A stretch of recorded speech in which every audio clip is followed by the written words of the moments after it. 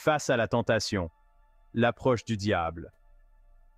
Le désert s'étendait devant Jésus, un lieu d'une beauté austère et aux conditions difficiles. Il jeûnait, son corps était affaibli, son esprit mis à l'épreuve. Le diable s'approcha, murmurant des tentations, offrant des raccourcis vers la gloire et semant les graines du doute. Il cherchait à exploiter l'humanité de Jésus, à le faire dévier de son but divin. Nous avons une arme contre ces attaques, la parole de Dieu. Merci d'avoir regardé cette vidéo et d'avoir pris le temps de méditer sur cette parabole avec nous.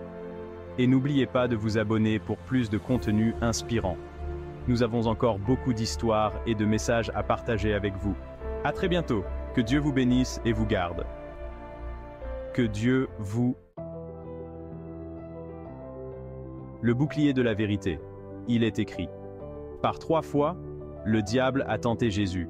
Et 3 fois, Jésus a répondu par ces paroles puissantes. Il est écrit. Il savait que la parole de Dieu était son arme, son bouclier et sa source de force. Avec chaque « il est écrit », Jésus a dévié les mensonges et les distorsions présentées par le diable. Son exemple nous montre que lorsque nous sommes enracinés dans la parole de Dieu, nous sommes capables de tenir ferme contre la tentation.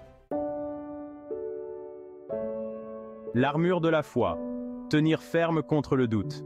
Éphésiens chapitre 2, versets 8 et 9 nous dit « Car c'est par la grâce que vous êtes sauvés, par le moyen de la foi. Et cela ne vient pas de vous, c'est le don de Dieu. Ce n'est point par les œuvres, afin que personne ne se glorifie. » Ces paroles nous rappellent que notre salut n'est pas gagné par nos propres efforts, mais qu'il est un don offert gratuitement par Dieu. Lorsque les doutes s'installent, nous murmurant que nous ne sommes pas assez bons, pas assez dignes, nous pouvons nous accrocher à la vérité de la grâce de Dieu. Nous pouvons nous rappeler que notre salut ne dépend pas de notre propre perfection, mais de son amour inébranlable. Jean, chapitre 1, verset 12, ajoute « Mais à tous ceux qui l'ont reçu, à ceux qui croient en son nom, il a donné le pouvoir de devenir enfants de Dieu. » Nous devenons enfants de Dieu, héritiers de son royaume et bénéficiaires de son amour sans limite. Section 4.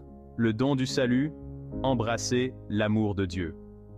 Le verset le plus célèbre de la Bible résume l'amour de Dieu pour nous. Car Dieu a tant aimé le monde qu'il a donné son Fils unique, afin que quiconque croit en lui ne périsse point, mais qu'il ait la vie éternelle. Jean 3, 16. Cet amour n'est pas passif, c'est une force active qui nous recherche, nous pardonne et nous donne le pouvoir de vivre une vie pleine de sens et d'objectifs. Connaître la profondeur de l'amour de Dieu pour nous donne la force de résister à la tentation. Section 5. Marcher avec confiance, l'assurance de la victoire. 1 Jean 5, 11, 13 nous rassure, et voici ce témoignage, c'est que Dieu nous a donné la vie éternelle, et que cette vie est dans son Fils. Celui qui a le Fils a la vie, celui qui n'a pas le Fils de Dieu n'a pas la vie. Ces versets ne sont pas que des mots sur une page, ils sont une déclaration de victoire, une assurance de notre destinée éternelle. Lorsque nous saisissons vraiment l'ampleur de cette vérité, tout change. Nous marchons avec confiance, sachant que la bataille est déjà gagnée. Section 6. La puissance de sa parole, une source de force constante. Tout comme Jésus a utilisé les Écritures pour combattre la tentation, nous pouvons nous aussi puiser force et conseils dans la Bible. En nous engageant régulièrement dans la parole de Dieu, par la lecture, l'étude et la méditation, nous permettons à ces vérités de s'enraciner dans nos cœurs et nos esprits. La Bible devient une source de force constante, une boussole qui nous guide à travers les complexités de la vie et un bouclier qui nous protège des traits enflammés de la tentation. Allez de l'avant avec confiance, sachant que vous êtes victorieux en Christ.